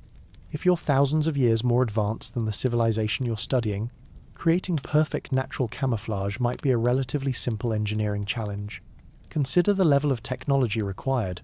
You'd need materials that perfectly mimic the spectroscopic signatures of natural ice and rock. You'd need power systems that produce no detectable waste heat, or that can perfectly simulate the thermal signature of solar heating. You'd need propulsion systems so subtle that they're indistinguishable from natural outgassing, yet precise enough to make minor course corrections over years or decades. Most challenging of all, you'd need to predict what kinds of tests the target civilization might apply. Your probe would need to fool not just current instruments, but also more advanced sensors that might be developed during its mission. It would need to be sophisticated enough to adapt its camouflage as detection methods improved. From this perspective, the very fact that 3I Atlas appears completely natural might be the most sophisticated technology of all. A probe designed by a civilization capable of interstellar travel would presumably be smart enough to avoid the obvious mistakes that would reveal its artificial nature to primitive observers like ourselves. But we're walking into a logical trap here. If we assume that any natural-appearing object might be artificial, then we've made the hypothesis unfalsifiable. Every natural behavior becomes evidence of sophisticated camouflage. Every chemical signature becomes proof of advanced material science. Every orbital trajectory becomes evidence of perfect gravitational calculation. Science works by testing hypotheses that make specific, testable predictions. The probe hypothesis, taken to its logical extreme, makes no testable predictions. It simply explains away all evidence that contradicts it. That's not science, it's conspiracy thinking. A more productive approach would be to consider what kinds of evidence might reasonably distinguish between natural and artificial origins, while acknowledging that sufficiently advanced technology could potentially fool any test we might devise. For instance, we might look for patterns in the timing or targeting of interstellar visitors. If probes were being sent to monitor developing civilizations, we might expect them to arrive during periods of rapid technological development or social change. The fact that 3I Atlas arrived during humanity's early space age might be coincidence, or it might reflect intelligent timing. We might also look for coordination between multiple interstellar objects. Natural visitors should arrive randomly, with no correlation between their properties or trajectories. Artificial probes might show subtle patterns that reflect common origin or coordinated mission planning. Over longer timescales, we might expect to see changes in the characteristics of interstellar visitors as our own technology advances. Natural objects should show random variation in composition and behavior. Artificial probes might become more sophisticated over time, adapting their camouflage to fool increasingly sensitive instruments.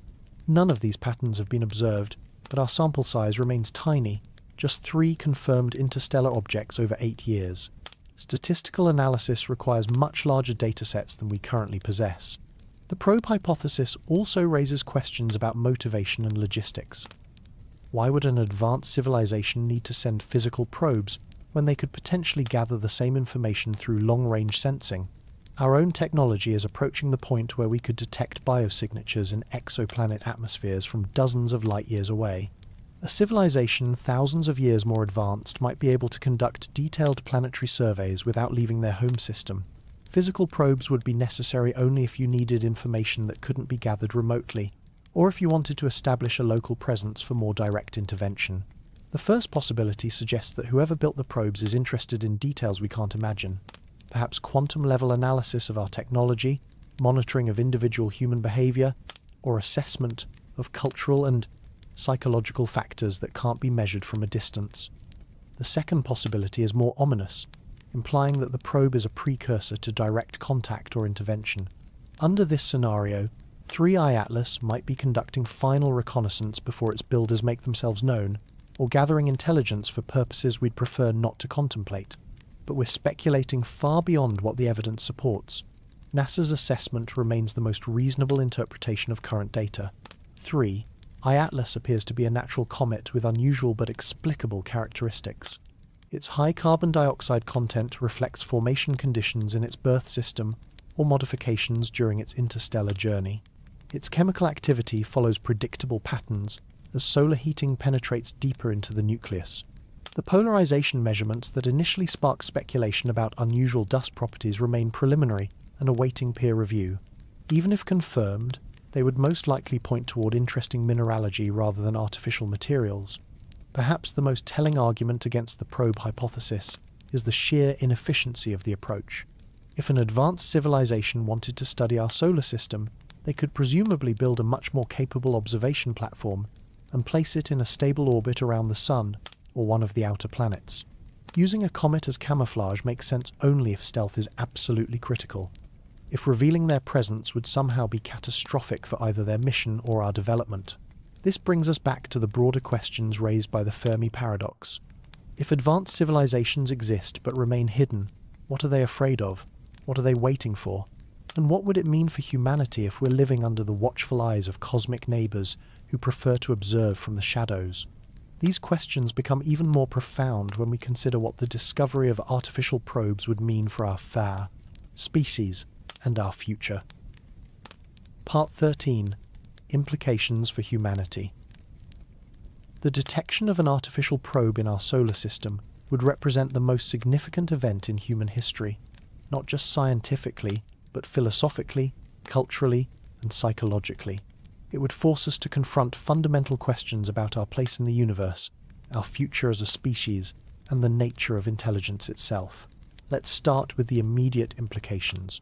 Proof that we're being observed by an advanced civilization would instantly resolve the Fermi Paradox, but in perhaps the most unsettling way possible. We wouldn't be alone, but we also wouldn't be in control of our cosmic destiny.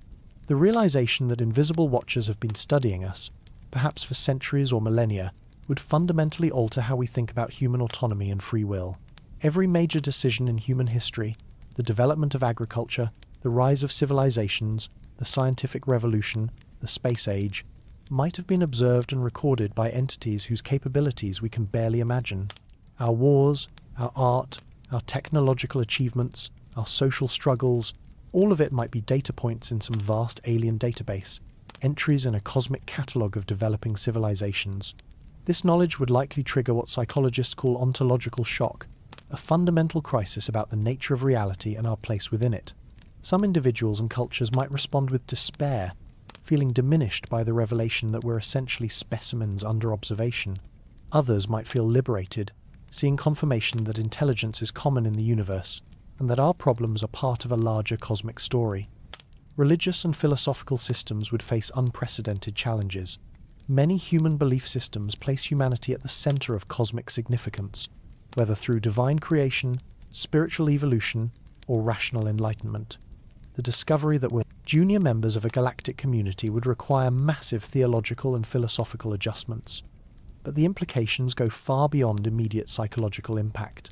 The existence of advanced alien observers would raise urgent questions about the rules governing our cosmic neighborhood. Why haven't they made contact? What are they waiting for? What criteria must we meet before open communication becomes possible? If the zoo hypothesis proves correct, we might be living under something like cosmic quarantine, protected but isolated, until we reach sufficient maturity for galactic citizenship.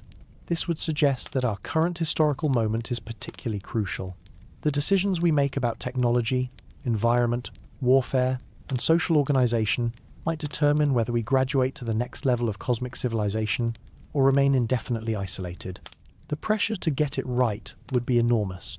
Every global crisis, climate change, nuclear proliferation, artificial intelligence development, biotechnology risks, would take on cosmic significance. We'd be performing not just for ourselves and future human generations, but for unseen judges whose standards we don't understand. Alternatively, if the dark forest hypothesis were correct, the implications would be even more dire. Discovery of alien probes might mean we've already been targeted for elimination, with the surveillance phase preceding more direct action. Under this scenario, our top priority would be developing defensive capabilities and possibly going into hiding ourselves, ceasing radio transmissions, masking our technological signatures, and preparing for cosmic conflict we're unprepared to fight. The economic and political implications would be staggering either way. Space programs would receive unlimited funding as humanity scrambled to understand our cosmic situation and develop appropriate responses. International cooperation would become essential. The discovery that we're being watched by aliens would make human conflict seem petty by comparison. Scientific research would be revolutionized. Every aspect of physics, biology, and technology would be re-examined in light of the knowledge that far more advanced science exists. We'd be faced with the humbling realization that our proudest achievements, quantum mechanics, relativity, molecular biology, computer science, represent early steps in intellectual journeys that others have completed long ago. But there's another possibility we must consider. What if 3I Atlas and other interstellar visitors are entirely natural, but still profound in their implications for understanding cosmic life? Even natural interstellar objects tell us extraordinary things about our galactic neighborhood. They're samples of planetary formation processes from other star systems, carrying information about the chemical and physical conditions that prevail elsewhere in the galaxy. By studying their compositions, structures, and behaviors, we're conducting a form of comparative astronomy that would be impossible any other way. The unusual chemistry of 3I Atlas, its high carbon dioxide content, emerging cyanide, and complex organic compounds, provides a window into conditions around distant stars.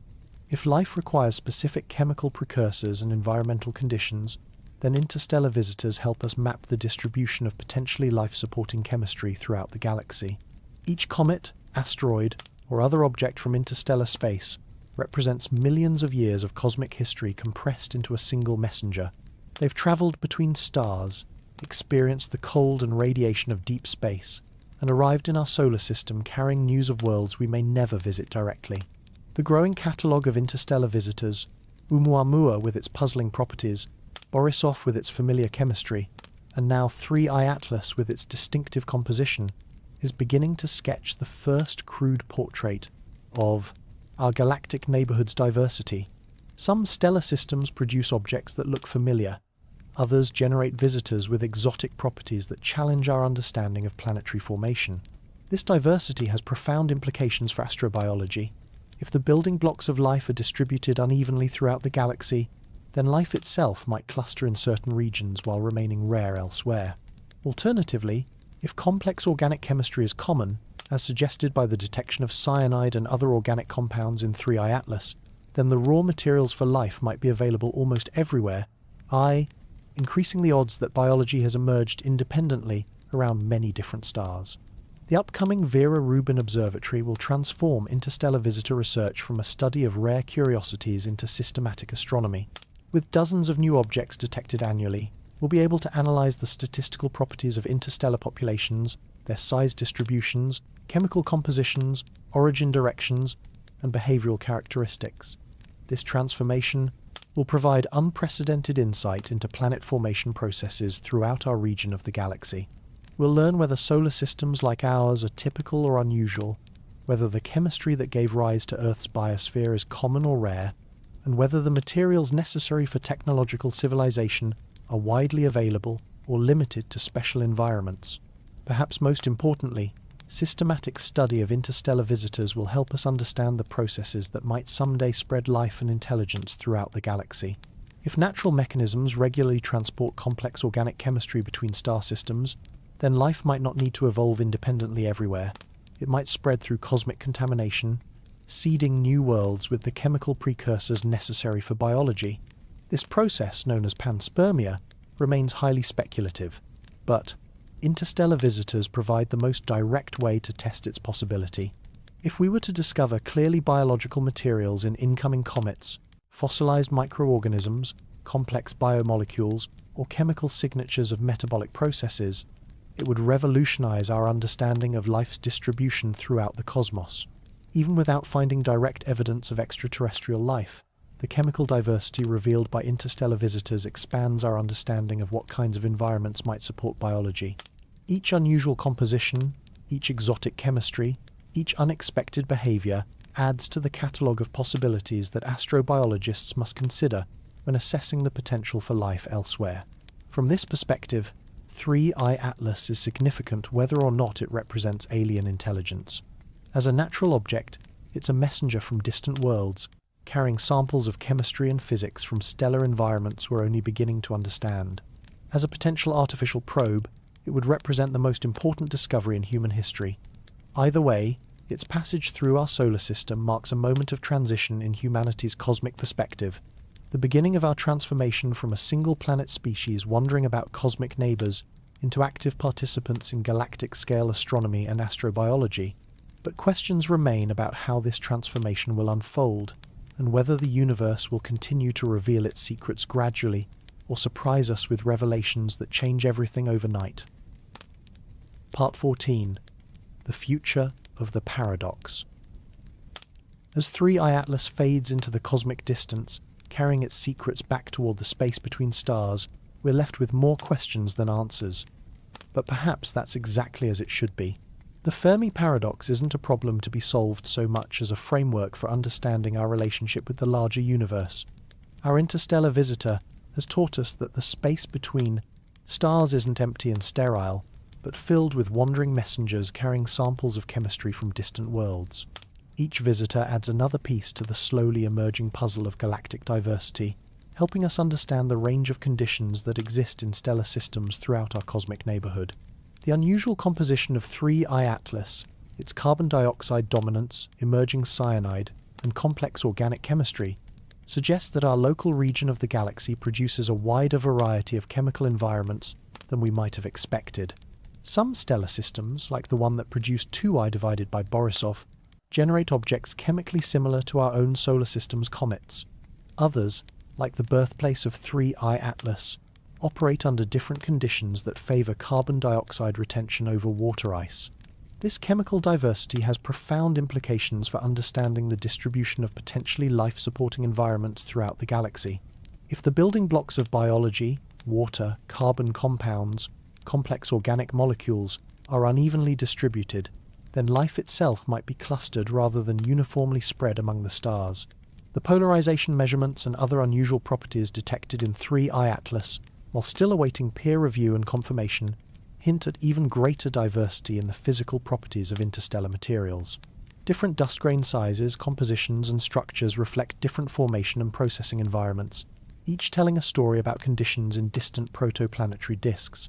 But the most intriguing aspect of our growing catalogue of interstellar visitors might be what it suggests about the dynamic nature of our galactic environment. We're not isolated in a static cosmic neighbourhood, but embedded in a complex system where materials, and potentially information, flow regularly between stellar systems. This flow of interstellar visitors is about to increase dramatically. The Vera Rubin Observatory, when it begins full operations, is expected to discover dozens of interstellar objects annually, transforming them from rare curiosities into a regular subject of astronomical research. Within a decade, we might have hundreds of examples to study, allowing statistical analysis of their properties and origins. This wealth of data will revolutionize our understanding of the Fermi Paradox itself. Instead of asking, "Where is everybody?" we might find ourselves asking, "What patterns do we see in the cosmic debris field, and what do they tell us about the prevalence and distribution of complex chemistry, planetary systems, and potentially even life throughout the galaxy?" The search for techno-signatures, evidence of alien technology, will also evolve as our sample size grows. With hundreds of interstellar visitors to examine, we'll be able to establish much better baselines for normal behavior, making genuinely anomalous objects stand out more clearly against the background of natural variation. If artificial probes are operating in our solar system, disguised among the natural population of interstellar visitors, the statistical approach might eventually reveal them through subtle patterns invisible in small samples. Coordination between objects, systematic changes in properties over time, or responses to human technological development might become apparent only when viewed across large numbers of visitors. But even if all interstellar objects prove to be entirely natural, their study will contribute to solving the Fermi Paradox by helping us understand the prevalence of conditions necessary for life and intelligence throughout the galaxy. Each chemical composition, each unusual property, each unexpected behavior adds to our understanding of cosmic diversity and the range of environments where biology might take hold. The upcoming Nancy Grace Roman Space Telescope will add infrared capabilities that complement ground-based surveys, while the proposed habitable exoplanet observatory will search for biosignatures in the atmospheres of nearby worlds. Together, these instruments will provide an unprecedented view of life's potential distribution throughout our cosmic neighborhood. As our observational capabilities improve, we might discover that the universe isn't silent at all. We've simply been listening in the wrong ways. Advanced civilizations might communicate through gravitational waves, use quantum entanglement for instantaneous information transfer, or employ modulation techniques so sophisticated that their signals appear indistinguishable from cosmic background noise. The development of artificial intelligence on Earth might also change how we approach the search for extraterrestrial intelligence. AI systems, capable of analyzing vast data sets, recognizing subtle patterns, and processing information at superhuman speeds might spot evidence of alien technology that has been hiding in plain sight within our astronomical databases. But perhaps the most profound change in our understanding of the Fermi Paradox will come from recognizing that silence doesn't necessarily imply absence. A universe filled with patient, subtle civilizations operating on timescales of millions of years might appear quiet to species like ourselves, who have been broadcasting for less than a century and listening seriously for only a few decades. From the perspective of galactic history, we're newcomers who just started talking. The fact that we haven't received immediate responses might say more about cosmic courtesy than cosmic emptiness. Advanced civilizations might be waiting for us to demonstrate wisdom, maturity, and responsibility before opening formal diplomatic relations. In this context, our current historical moment becomes particularly significant. We're living through humanity's transition from a single-planet species to a potentially interstellar civilization. The decisions we make about technology, environment, and social organization during this transition might determine whether we eventually join the galactic community or remain indefinitely isolated. The study of interstellar visitors like 3I Atlas provides valuable perspective on these choices. Each object carries information about the long-term evolution of stellar systems, the processes that shape planetary environments, and the ultimate fate of worlds like Earth. They're time capsules from the cosmic past and harbingers of potential futures. Whether 3I Atlas carries only natural chemistry or something more extraordinary, its passage through our solar system has enriched our understanding of the universe we inhabit. It has shown us that space is not empty, that our cosmic neighborhood is dynamic and diverse, and that the materials necessary for complex chemistry and potentially life are more widely distributed than we might have hoped. Most importantly, it has reminded us that we're part of something larger than ourselves, participants in a cosmic story that began billions of years ago and will continue long after our species has either transcended its current limitations or joined the ranks of cosmic silence. The universe, it seems, is patient.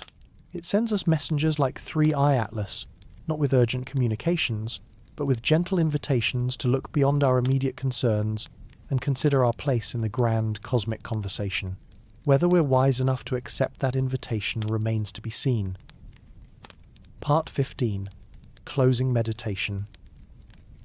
Imagine, for a moment, that you're travelling alongside 3I Atlas as it continues its ancient journey through our solar system. You're moving at 19 kilometers per second, fast enough to circle the Earth in less than an hour, yet barely crawling by the standards of interstellar space. Around you, the darkness is punctuated by the distant glow of our sun, growing brighter with each passing day as you approach your closest encounter with our star. Behind you stretches a path through the galaxy that began millions of years ago in a stellar nursery so distant that its light has barely reached Earth. You've drifted through the cosmic void, past failed stars and dying suns, through clouds of gas and dust where new worlds are being born, carrying with you the chemical signature of your birthplace like a cosmic fingerprint. You are older than complex life on Earth, older than the oxygen in our atmosphere, older than the continents beneath our feet. You have witnessed the rise and fall of countless stellar generations, the birth and death of planetary systems, the slow waltz of galaxies through the expanding universe. You are, in the most literal sense, a traveller from deep time, as well as deep space. Now, as you warm in the light of an alien sun, you begin to awaken. Ancient ices sublimate into gas, carrying with them complex molecules that have been frozen since the early days of the galaxy. Carbon dioxide streams away from your nucleus, along with carbon monoxide, water vapor, and the cyanide compounds that give you a faint green glow in the cosmic darkness. To the inhabitants of the third planet from this yellow star, you represent mystery. They point their instruments at you, analyze your light, and debate your nature in their academic journals and conference halls. Some see you as a natural wonder, a sample of pristine materials from the galactic deep. Others wonder if you might be something more, a messenger, a probe, a sign that they are not alone in their cosmic neighborhood. They don't yet know that the answer might be both, or neither, or something entirely beyond their current understanding. The universe operates on scales of space and time that dwarf individual civilizations, individual species, individual worlds. What appears mysterious to them might be commonplace on galactic scales. What seems impossible to their science might be elementary physics to civilizations a million years older. But perhaps the most beautiful thing about your visit is not what you are, but what you represent, the universe talking to itself. You are a conversation between stellar systems, a chemical dialogue carried out across impossible distances and unimaginable time spans. The carbon in your nucleus was forged in the heart of a dying star. The water ice that once coated your surface formed in the cold outer regions of a protoplanetary disk. The complex organic molecules streaming from your coma tell stories of chemistry that unfolded over cosmic eons. In studying you, the inhabitants of this small blue world are learning to read the universe's own language, the vocabulary of atoms and molecules, the grammar of physics and chemistry, the poetry of cosmic evolution. They are discovering that they too are part of this conversation, built from the same stellar ash, shaped by the same physical forces, participating in the same grand narrative that connects all matter and energy across space and time. Maybe the universe isn't silent after all. Maybe it speaks constantly, through wanderers like you, through the light of distant stars, through the patient accumulation of knowledge that turns mystery into understanding. Maybe intelligence isn't rare, it's inevitable, emerging wherever matter and energy and time combine in sufficient complexity and duration. Maybe the inhabitants of this world aren't looking for cosmic neighbours because they're alone, but because they're finally ready to recognise that they were never alone at all. They're part of a universe that thinks, that creates, that dreams across scales and durations that make their brief individual lives seem like single thoughts in a vast cosmic mind. As you continue your journey past their sun and back toward the space between stars, you carry with you not just the ancient chemistry of your birth, but also something new, the knowledge that at least one world in this stellar system has produced beings capable of wonder, beings who look up at the night sky and ask the deepest questions about existence, meaning, and their place in the cosmic story. Whether they ever receive direct answers to those questions is less important than the fact that they're asking them. In a universe where most matter remains forever unconscious, where most worlds never develop life capable of contemplating its own existence, the emergence of questioning intelligence is itself a kind of answer, a proof that the cosmos is not merely a collection of particles obeying physical laws, but a system capable of understanding itself through the thoughts and observations of its conscious components. You are part of that system, as are the beings who watch your passage with their telescopes and their theories, and their sense of wonder. You are all temporary arrangements of ancient atoms, brief patterns in the flow of cosmic evolution, momentary expressions of the universe's endless creativity and complexity. And in this moment, as your path carries you past their world and toward distant encounters with other suns, other planets, other possibilities for connection and understanding, You embody the most profound truth of cosmic existence. Everything is connected, everything is temporary, and everything is participating in a conversation too vast and patient and beautiful for any single participant to fully comprehend. The silence of the stars, it turns out, was never really silence at all. It was just the universe, waiting for its children to learn how to listen. Sleep well, knowing that you are part of this cosmic conversation, this grand dialogue between matter and energy, between order and chaos, between the known and the unknowable. Tomorrow, you will wake to a universe that continues to reveal its secrets. One wandering visitor, one distant signal, one moment of wonder at a time. The mystery remains, but so does the promise. We are not alone, we have never been alone, and the conversation is just beginning.